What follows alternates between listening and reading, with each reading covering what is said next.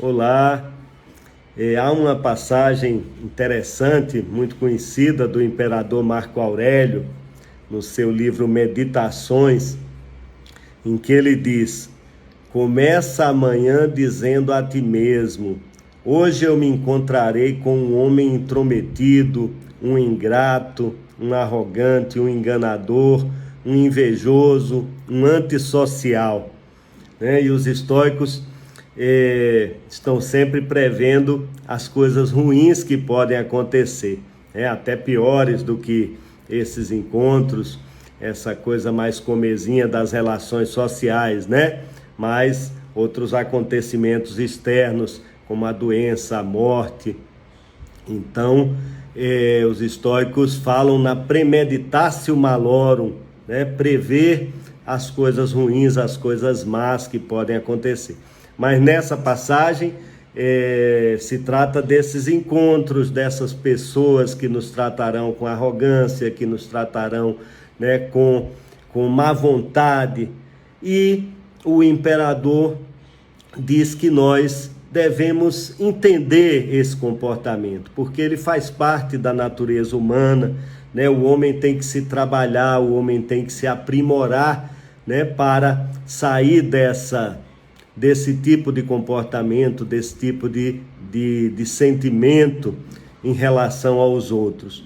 Então, Marco Aurélio nos ensina a entender esse comportamento e não reagir diante dele, não reagir com ira, não reagir com irritação, Aceitar aquela invectiva, aquela postura ruim e encontrar uma maneira adequada de lidar com isso, de reagir, e ele vai além, não demonstrar apenas indiferença diante daquilo, mas benevolência em relação àquela pessoa, o que já é um passo mais difícil.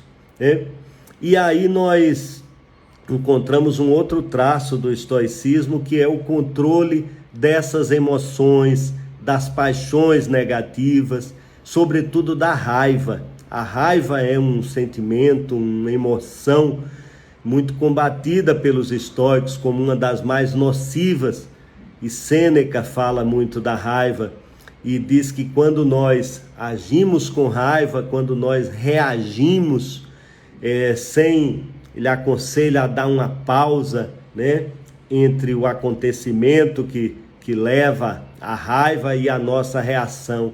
Uma pausa para que nós possamos agir racionalmente, agir da melhor maneira, porque agir com raiva só vai piorar a situação, segundo Sêneca.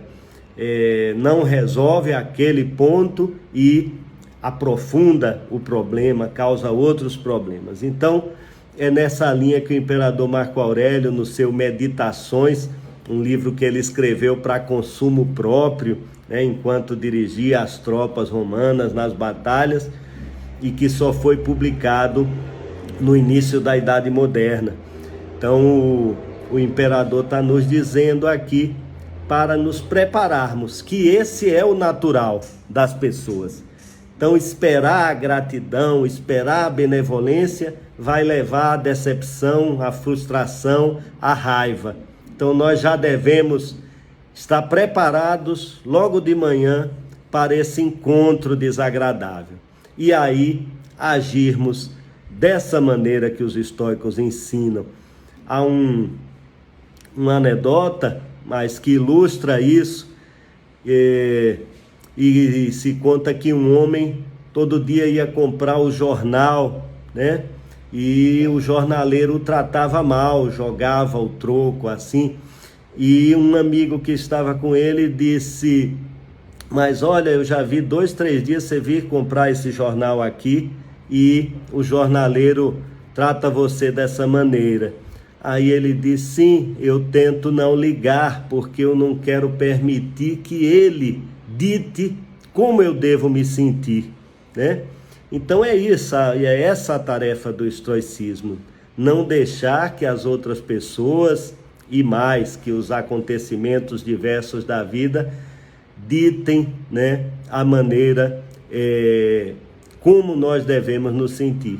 Então é essa ideia de criar em torno de nós uma fortaleza que André Comte Sponville, num de seus livros, diz que os estoicos tentam criar uma fortaleza inexpugnável, né, que não pode ser nunca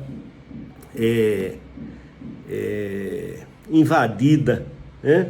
Então, uma redoma assim, de paz em torno de si.